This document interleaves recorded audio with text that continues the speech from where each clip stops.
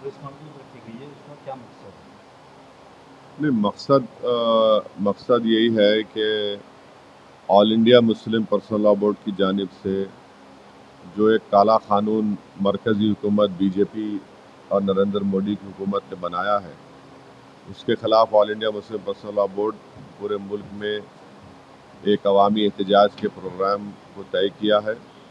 और उस प्रोग्राम के लिहाज से एहतजाजी जलसे हो रहे हैं, राउंड टेबल कॉन्फ्रेंस हो रही है, हमारे दीगर अपनाए वतन से मुलाकातें भी हो रही हैं।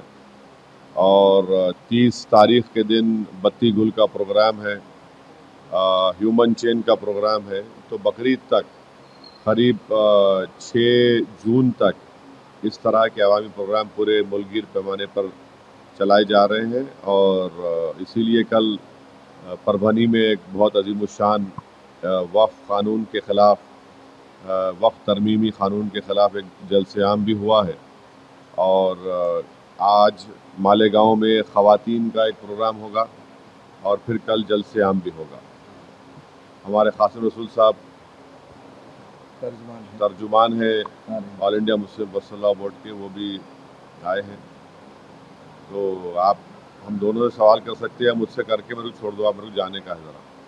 क्या क्या लगता है, बिल वापस होगा? इसके लिए जो मेहनत की जाएगी? इंशाल्लाह हमारा तो डिमांड पर्सनल लॉ बोर्ड का एक ही मुतालबा है, ये वक्फ तरमीमी क़ानून जो बनाया गया है, ये हमारे आइन के चैप्टर 3 फंडामेंटल राइट्स का वायलेशन करता है, चाहे वो दफ़ा 14 हो, 15 हो, 25 हो, 26 हो, 29 हो। और दूसरी बात यह है कि क़ानून के ज़रिए से नरेंद्र मोदी की हुकूमत मुसलमानों की ईमान पर, मुसलमानों की मस्जिदों पर, दरगाहों पर, खानकाहों पर, इमाम बाड़ों पर एक हमला कर रही है। और इस कानून बनाने का मकसद वक्फ की जायदाद को बचाना नहीं है, बल्कि वक्फ की जायदादों को मुसलमानों से छीनना है। मकसद ये नहीं है कि वक्फ की जायदाद की आमदनी में इजाफा हो, बल्कि जो काबिज़ हैं, लैंड ग्रैबर है, उनको मालिक बनाना है। तो हमारी कोशिश चल रही है। इंशाअल्लाह अल्लाह की ज़ात से पूरी उम्मीद है कि इंशाअल्लाह ये कानून को वापस लेना पड़ेगा। पॉलिटिकल जिस नहीं, तरह अभी कासिम रसूल साहब से पूछ लीजिए, पॉलिटिकल मत करिए। जिस तरह जो हमला हुआ है कश्मीर में, उसके बाद पंतप्रधान दौरा कैंसिल करके आते हैं और दिल्ली में आके बैठते हैं और वापस फिर उन्होंने बिहार में जाके अपने प्रचार में लग जाते हैं। किस तरीके से आप उनके नज़रिए को देखते हैं? अब उनसे पूछिए, मैं उनका नज़रिया कैसा बोलूँ? उनका जो नज़रिया है हम उसके ख़िलाफ़ रहे और ख़िलाफ़ ही रहेंगे। वो उनको पूछना चाहिए आप लोगों को। आप ना टीवी पे दिखा रहे तो मैं क्या करूँ? कल हेमंत बिश्व शर्मा ने एक प्रेस कॉन्फ्रेंस किया है, उन्होंने बताया कि असम के एक खासदार विदाउट राज्य और केंद्र सरकार को इन्फॉर्मेशन दिए ज़मीनी रास्ते से पाकिस्तान और नेपाल और सऊदी अरब जाकर आए हैं। तो उन्होंने बताया कि ये ज़मीनी रास्ते सऊदी अरब गए उन्होंने? हाँ, ऐसा उन्होंने प्रेस कॉन्फ्रेंस में बताया। नेपाल के रास्ते। हाँ, नेपाल के रास्ते नहीं सऊदी अरब गए पैदल वो? नहीं, ज़मीनी रास्ते से गाड़ी से गए या कैसे भी गए, तो उन्होंने मेरे को बताया नहीं सुरक्षा के मालूम, अंदर एक चूक है। नहीं मालूम भाई। अब वो गए तो उनसे पूछना चाहिए, क्योंकि नेपाल तो कोई जा सकता है, ममनू नहीं है। और कहाँ गए बोले? पाकिस्तान में कुछ दिन रहे हैं, कुछ दिन नेपाल में रहे और वहाँ से कहीं वो सऊदी अरब भी जाकर आए विदाउट सिक्योरिटी इन्फॉर्मेशन के। नहीं तो कोई एमएलए एमपी गए, उन्होंने एमपी कहा, असम के एमपी गए। असम के एमपी अगर जाते हैं तो आपको परमिशन लेके जाना नहीं पड़ता। कानून ये है कि अगर कोई किसी भी फॉरेन कंट्री से कोई कॉन्फ्रेंस कर रहा है, तो अगर वहाँ से दावतनामा आता तो आपको गवर्नमेंट ऑफ इंडिया को लिख के परमिशन पूछना पड़ता है कि फ़लाँ मेरे को दावत दे रहे हैं कॉन्फ्रेंस में शिरकत करने के लिए। आपको डिस्क्लोज़ करना पड़ता है कि वो क्या आपको टिकट दे रहे, क्या आपको ठहरने का इंतज़ाम करा दे क्या। गवर्नमेंट ऑफ इंडिया के परमिशन के बाद ही आप कॉन्फ्रेंस में आप शिरकत कर सकते हैं, अगर परमिशन दिए तो। अब मेरे को नहीं मालूम पूरे फैक्ट्स, वो गए किस बुनियाद पर गए, क्या गए, मेरे को तो नहीं मालूम। ये हुकूमत ने जो अभी मौजूदा जवाब दाखिल किया है कि ये मजहब का नहीं हिस्सा नहीं, देखिए अब ये हमारे वकला जो है, इंशाल्लाह जब पेशी होगी उस पर कोर्ट में बोलेंगे। सब जुडिस मैटर के ऊपर ऐसा आप नहीं बोल सकते। जो भी है कोर्ट में हमारे वकला है, माशाल्लाह से all India Muslim personal law board उसमें पार्टी है। इंशाल्लाह कोर्ट में इस पर बहस होगी। सर, आमखास मैदान में 28 तारीख को फैसला होने वाला था, पोस्टपोन हो गया, तो उसकी तारीख तय हुई है सर? अब ये नहीं मालूम, ये तो मुकामी मुंतज़मीन से आपको पूछना पड़ेगा, मेरे को नहीं मालूम। भारत ने वापस से चेतावनी दी है, हाँ, पाकिस्तान ने वापस से चेतावनी दी है और कुछ ग्राउंडिंग अपना हमले की भी कुछ कोशिश कर रहा है। देखिए, ऑल पार्टी मीटिंग में जब हम गए थे, उस ऑल पार्टी मीटिंग में तमाम opposition parties, non India opposition parties ने हुकूमत को ये कहा है कि आप इंसाफ दिलाने के लिए जो इक़दाम करेंगे, जिन लोगों के अफराद ख़ानदान को इन दहशत गर्दों ने जान ली है, हम उसकी तायद करेंगे। तो अब हुकूमत जो है अपना इक़दाम करेगी। अब पाकिस्तान जो ये बातें कर रहा है, पाकिस्तान को ये नहीं मालूम, ये मालूम होगा उन लोगों को कि उनका जो सालाना बजट है वो हमारे मिनिस्टर डिफेंस के बराबर नहीं है। आप क्या बराबरी की बात कर रहे हैं? उनका टाइम जो है आधा घंटा पीछे है, उन आधा घंटा पीछे नहीं है, उन 30 साल पीछे भारत से। तो ये उनके पास ही बहुत बड़े मसले मसाइल है। बलूचिस्तान में टीटीपी का मसला है, आप उसको देखो। आप जो दहशत गर्दों को वहाँ पर पनाह दे रहे हैं, उनकी ट्रेनिंग कर रहे हैं और उनको हमारे वतन अज़ीज़ में भिजा कर मासूम लोगों का खून बहा रहे हैं, ये सरासर गलत है, ये दहशत गर्दी है। और आप अंदाज़ा लगाइए कि 26/11 का वाक़या मुंबई में हुआ था। एक एक्यूज़ है जिसके ऊपर अमेरिका ने भी एक सैंक्शन लगाया, उसका नाम ज़कीउर रहमान लखवी है। उन्हें जेल में रह के बच्चे पैदा करा। उन्हें कोई जेल में रह के बच्चे पैदा करता, क्या बोलो आप मेरे को? आप प्रमोट कर रहे दहशत गर्दों को वहाँ पे रह के हमारे मुल्क के खिलाफ, तो कोई मुल्क क्यों खामोश बैठेगा? और आप तो सरासर नाइंसाफ़ी कर रहे हैं। मजहब का नाम पूछकर आप गोली मार रहे हैं। इनकी आइडियोलॉजी में और आईसिस की आइडियोलॉजी में कोई फर्क नहीं है।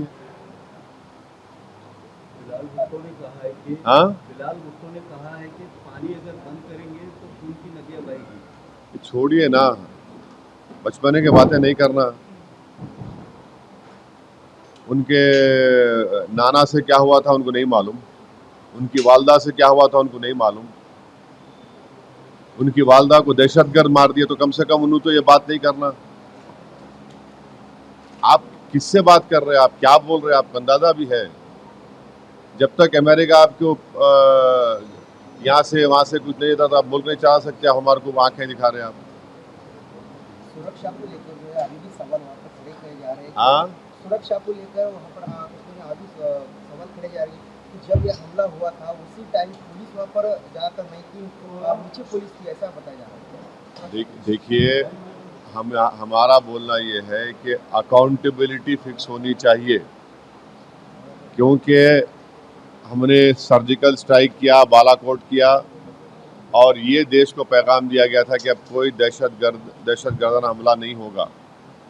इसके बावजूद भी पाकिस्तान से टेररिस्ट आकर हमारे देश में हमला करते, लोगों की जानें लेती हैं। तो मोदी हुकूमत को अपनी डिटरेंस पॉलिसी को सही करना पड़ेगा। और जहाँ तक ये सवाल है कि उस मेडोज़ पे, बैसरन मेडोज़ पे पुलिस या सीआरपीएफ नहीं थी, तो ये भी मालूम करने की ज़रूरत है। तीसरी बात यह है कि ये दहशतगर्द कैसा वहाँ से बॉर्डर क्रॉस करके पहलगाम में, ये भी मालूम करने की ज़रूरत है।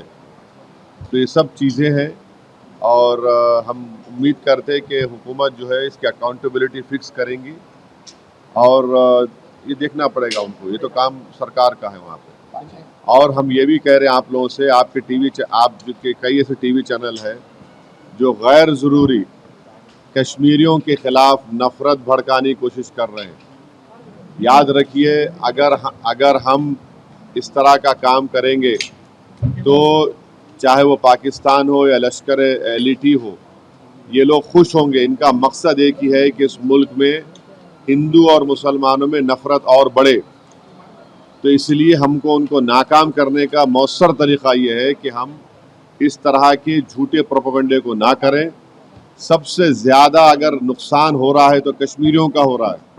सबसे ज़्यादा अगर खून बहा है उस सरजमीन में तो कश्मीरियों का बहा है। तो कश्मीरी हम जैसा कश्मीर हमारे मुल्क का अटूट हिस्सा है, कश्मीरी भी हमारे मुल्क का अटूट हिस्सा है। और आप लोगों को शायद नहीं मालूम होगा कि पिछले जुमे के दिन मीरवाइज श्रीनगर की जामा मस्जिद में 2 मिनट की खामोशी अख्तियार किए उन टेररिस्ट से जो हमला किया था उन लोगों को ताज़ियत पेश करने के लिए। चलिए, अब फासूर रसूल साहब और जनरल सेक्रेटरी साहब आए हुए हैं। 11 बजे का टाइम, 11 बजे का आपने नहीं, 11 बजे नहीं, 11 बजे का टाइम नहीं था, 10 बजे। मौलाना आप बोलिए, आप 10 बजे बोले। नहीं, मेरे को 10 बजे बोले, मैं 10:15 पे आया। मैं यहाँ पर all India Muslim personal law board ने कल परभनी में जो हमारे पूरे मुल्क में इस वक्फ अमेंडमेंट एक्ट के खिलाफ जो एक प्रोटेस्ट का ऐलान all India Muslim personal law board ने किया, कल हमारी एक बहुत कामयाब पब्लिक प्रोटेस्ट मीटिंग हुई परभनी में, और इसीलिए हम यहाँ पर औरंगाबाद भी आए थे आपसे उनसे मिलने के लिए। अब आपको सवाल है तो पूछिए। अब पूरा तफसील प्रोटेस्ट का प्रोग्राम जनरल सेक्रेटरी साहब कासिम रसूलुल्लाह साहब आपको बताएंगे। जी, अभी जो भारत पाकिस्तान का जो मसला चल रहा है, युद्ध होने की कगार पर ये सब आ चुका है, क्या भूमिका है? नहीं, देखिए, ऐसा मत बोला करिए। आप और हम जाके युद्ध नहीं लड़ने वाले हैं, वो सरकार तय करेगी, और हमको ऐसा लूज टॉक नहीं करनी चाहिए, ये गवर्नमेंट तय करेगी। मगर हमारा एक ही गवर्नमेंट से डिमांड है कि ये जो मोदी सरकार की जो डिटेरेंस पॉलिसी है उसको दोबारा उनको देखने की ज़रूरत है, क्योंकि सर्जिकल स्ट्राइक हुआ और फिर बालाकोट हुआ, और देश को ये बताया गया था कि अब इसके बाद ये लोग इस तरह की हरकत नहीं करेंगे, मगर फिर कर रहे हैं। और रीसी एक मुकाम है वैष्णो देवी के पास, पिछले साल जुलाई में 60 टूरिस्ट को मारे थे वहाँ पे। तो ये डिटेरेंस पॉलिसी देखने की जरूरत है। और ऑल पार्टी मीटिंग में पूरे अपोजिशन ने गवर्नमेंट को कहा कि आप एक्शन लीजिए, जो आप सही समझते हम सपोर्ट करेंगे, ताकि मरने वाले परिवारों से इंसाफ हो सके और ये दोबारा ऐसी हरकत नहीं होना। तो हम लोग तो पूरा गवर्नमेंट को सपोर्ट करें कि वो क्या एक्शन लेंगे, वो गवर्नमेंट बताएगी, हमको नहीं मालूम, आपको मालूम, गवर्नमेंट तय करेगी। मगर हमारा मानना ये है कि पाकिस्तान में ये मौजूद हैं, ये टेररिस्ट, उनको वहीं से सपोर्ट किया जाता, उनको तैयार किया था, फाइनेंस किया जाता, और अनफॉर्चुनेटली वो बॉर्डर क्रॉस कर किया है, पहलगाम तक आ गए।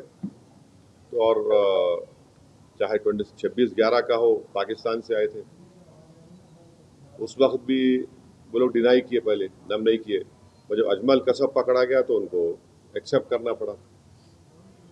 तो अब गवर्नमेंट क्या एक्शन लेगी वो गवर्नमेंट के ऊपर है, गवर्नमेंट वो तय करेगी, हम तो नहीं बोल सकते। मगर इनके खिलाफ तो ये हमारा मानना ये है कि ऐसे टेररिज्म को रोकने की ज़रूरत है और सख्त कार्रवाई करने की ज़रूरत है, क्योंकि कोई भी, आपको तो पहले किसी को जान लेने का इख्तियार नहीं है, दूसरा आप हमारे वतन में आकर आप जो इनोसेंट टूरिस्ट है उनका समुदाय पूछकर, उनका रिलीजन पूछकर उनको गोली मारना, ये बदतरीन हरकत है। और पाकिस्तान इन चीज़ों को रोकना ज़रूरी है। पाकिस्तान ये समझना ज़रूरी है कि आप किस देश के खिलाफ ये कार्रवाई कर रहे हैं। उनका जो एनुअल बजट है, हमारी मिनिस्ट्री ऑफ डिफेंस का बजट उससे बढ़ के है, और वो लोग जो है भारत से उनका टाइम आधा घंटा पीछे है। उन्होंने आधा घंटा पीछे नहीं है, उन्होंने 30 साल पीछे है भारत से। और वहाँ के जो पॉलिटिशियन जो ये क्या बोलते हैं, बड़बड़ापन बोलते हैं ना, ये बकबक कर रहे हैं ना, मत करो ऐसा। आप ये ठीक नहीं है। आपके घर में आप इन शैतानों को पाल रहे हैं। आपके पास बलूचिस्तान का मसला है, आपका टीटीपी का मसला है, आप उसको देखो। आप क्या बना सकते हैं वहाँ पे? दवाएं नहीं बना सकते, मलेरिया की दवा नहीं बना सकते, तुम क्या बात कर रहे हैं आप? तो ये इस तरह के जो बातें कर रहे हैं लोग, ये ठीक नहीं है। समुदाय सिंधु का पानी जो सिंधु नदी का पानी जो है रोकने का निर्णय भारत सरकार ने लिया, उसको उत्तर दिया कि हम बम डाल देंगे जो भुट्टो है। दोनों मुद्दों को कैसे देखिए, वो उन्होंने जो है अभी राजनीति में आए हैं, उनको ये सोचना पड़ेगा कि उनकी अम्मा को किसने मारा। टेररिज्म से तो मारी ना उनकी वालदा, उनकी उनको अगर वो समझ में नहीं आ रहा तो क्या समझाएंगे उनको भी? भाई जिसकी माँ को उसी के होम ग्रोन टेररिस्ट ने मार दिया तो वो बात समझो ना तुम। आपकी माँ को जब गोली मारा तो टेररिज्म है, और हमारे बेटियों को माओं को जो मारे टेररिज्म नहीं है क्या वो? तो उनको समझने की जरूरत है बात को। तो जहां तक इंडस वाटर ट्रीटी का सवाल है, देखिए ये वर्ल्ड बैंक ने एग्रीमेंट करा था 1960 में, मगर अब गवर्नमेंट डिसीजन लिया, ठीक है, मगर हम पानी कहाँ रखेंगे? पानी कहाँ रखते भाई? पानी रखने की जगह भी तो ना अपने को। तो हमको वो पानी स्टोरेज की जगह बनाना पड़ेगा, पर पानी तो जाना पड़ेगा। तो वो गवर्नमेंट डिसीजन लिया है, ठीक है, हम उस पर गवर्नमेंट का फैसला है, कैबिनेट कमेटी ऑन सिक्योरिटी में गवर्नमेंट डिसीजंस लिए, हम उसको मानते हैं। देश में खुदा पूछकर मारा गया ऐसा लगता है आपको? बिल्कुल बिल्कुल, देखिए वही तो हम कह रहे हैं कि ISI हो या आईसिस हो, आईसिस खुरासान हो, या फिर आपके जो डीप स्टेट है या एस्टेब्लिशमेंट है पाकिस्तान का, वो तो यही चाहते हैं कि इस देश में हमेशा के लिए हिंदू मुसलमानों के झगड़े चलते रहें। तो इसीलिए उन्होंने हरकत की, और उनका वहाँ कश्मीर में जाकर नॉन मुस्लिम को, हमारे हिंदू भाई बहनों को मारने का मकसद एक ही था कि कश्मीर को बताना चाह रहे थे कि यहाँ कोई नॉन मुस्लिम नहीं आ सकता। तो उनका मकसद वही है। तो हम पूरे देशवासियों से अपील कर रहे हैं कि आप ऐसे वक्त पे, अपनी पॉलिटिकल डिफरेंसेस होंगे, मगर आप उन लोगों को कामयाब होने मत दीजिए जो इस देश को कमज़ोर करना चाहते हैं, इसकी यूनिटी को कमज़ोर करके। कश्मीर पर जैसा कि नाम लेकर मारा गया कहा जा रहा है, तो उसी तरह से हर मुल्क में हिंदू मुस्लिम किया जा रहा है। बीजेपी निजाम जो है तो नाम लेकर पूछ कर मार रहे हैं। दादर का वाकया सामने आया है। तो ठीक है, वो जो कर रहे हैं गलत कर रहे हैं, वो लोग मुल्क के मुफाद में काम नहीं कर रहे, हम उसका मजम्मत करते, कंडेम करते हैं। अब आपके ही डिप्टी चीफ मिनिस्टर महाराष्ट्र के, वो खुद बोल रहे कि वो जो बच्चा जो जान दे दिया अपनी, आदिल, वो तो अपनी जान दे दिया ना। वो कहाँ देख रहा था कि मुसलमान है, हिंदू देख रहा, इंसान को देख रहा था। वो जान बचाने के लिए वो टेररिस्ट से वेपन छीनने की कोशिश किया, उसको मार दिए। तो ये जो अगर हमारे देश में से कोई कर रहा है गलत है, ये इसको हम कंडेम करते हैं। सरकार ने जो अल्टीमेटम दिया था कि जितने भी पाकिस्तानी हैं उनको पाकिस्तान भेजा जाए, वो चले जाए, मगर यहाँ की राज्य सरकार में जो है देवेंद्र फडणवीस बोल रहे कि पूरे गए, और एकनाथ शिंदे जी बोल रहे 160 अभी बाकी है। मेरे को नहीं मालूम है, ये तो गवर्नमेंट को। युद्ध कितना महंगा पड़ेगा भारत को? अरे भाई अभी गवर्नमेंट को छोड़ो ना, ऐसा लूज टॉक मत करिए। गवर्नमेंट का डिसीजन होगा, गवर्नमेंट पूरा सोच के फैसला करेगी। सुनिए, एक मिनट सुनिए, गवर्नमेंट क्या करेगी नहीं करेगी वो गवर्नमेंट तय करेगी। हमारा बोलना, अपोजिशन कहता है कि आप इस पर स्ट्रांग एक्शन लीजिए, ये खत्म होना ये चीज। अब वो कैसा एक्शन लेंगे, क्या लेंगे, गवर्नमेंट पे तो थोड़ा आपको तो उन पे छोड़ना पड़ेगा ना।